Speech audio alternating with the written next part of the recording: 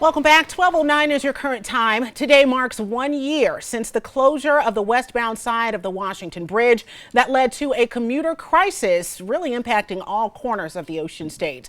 On December 11th of 2023, Rhode Island Department of Transportation Director Peter Alviti announced that hired consultants had, quote, found urgent safety issues that could cause a critical deficiency on this side of the bridge.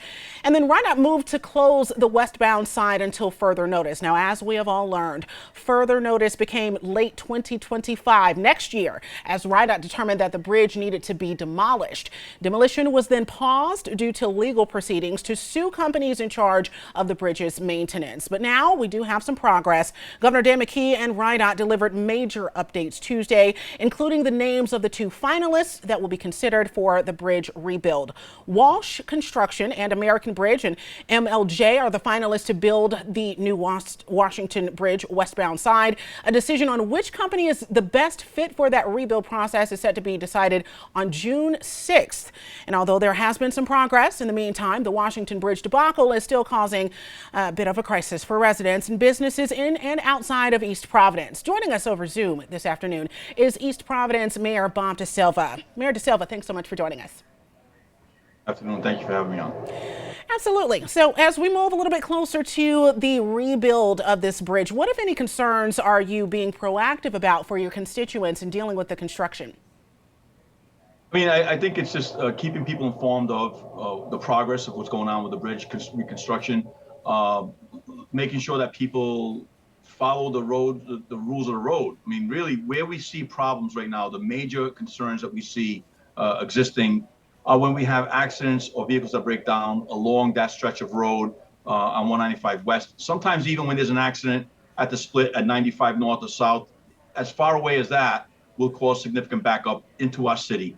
It's important to remember that we used to have several on-ramps into the highway, and right now Taunton Avenue, Warren Avenue, those are closed off. So people do have to funnel into a tighter choke point.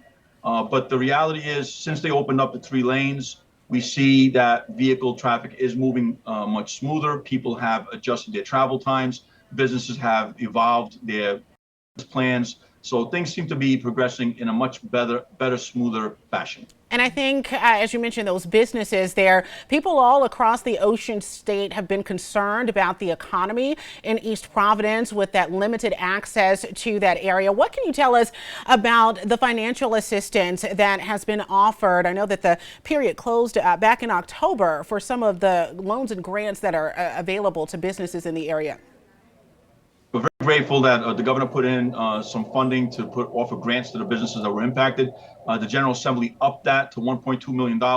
We went out working with Skills for Rhode Island and Rhode Island Commerce to get the businesses that were impacted to apply for it. We actually extended our application period an extra week, a couple of weeks, so that we can get more people to apply. At the end of the day, we had 264 applications. We culled through the applications. Unfortunately, in the world we live today, we had several that were fraudulently, just made up. People were trying to scam the system. Well, we've whittled it down to 111 businesses that we believe met all of the criteria. Right. We sent out letters to 90 of them. We're doing an audit of about 20, and we're going to get the money out to people. Now, the good news is we were able to up the grants from $2,500 to up to $10,000. So a lot of those businesses will be seeing much needed relief during this holiday season. And just quickly, when exactly are we expecting for those to be distributed? On December 23rd, we've invited those businesses to come into East Providence City Hall. We want to make sure that the people come in person, because despite our best efforts to cull out any fraud, we've already had one business reach out to us and say, "Hey, I received a letter that I'm getting an award, but I never applied for this." So we want to make sure that the people who apply for this are actual East Providence businesses, and the money is going to where it belongs, going to those people who need it the most, and not to some person who's trying to scam us. And it's right on time for the Christmas season. Just before we let you go, thank you for sharing that insight. You seem to have your finger on the pulse of the people in your city. What are you hearing from them about the concerns that they have throughout this process as it's been extended? Well, there's still a lot of frustration. And look, the reality is people are still dealing with traffic backups. But I think what I'm getting from the feedback I'm getting is that people want to hear that there's a plan in place. And the good news is the bridge is being deconstructed. It's being demolished right now.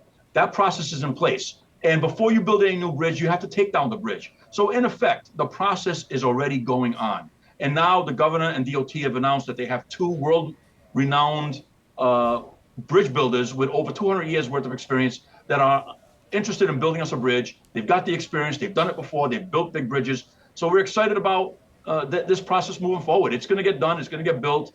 I ask that everyone be patient. We'll keep advocating for our community, for our small businesses with the state whenever there's an issue that comes up.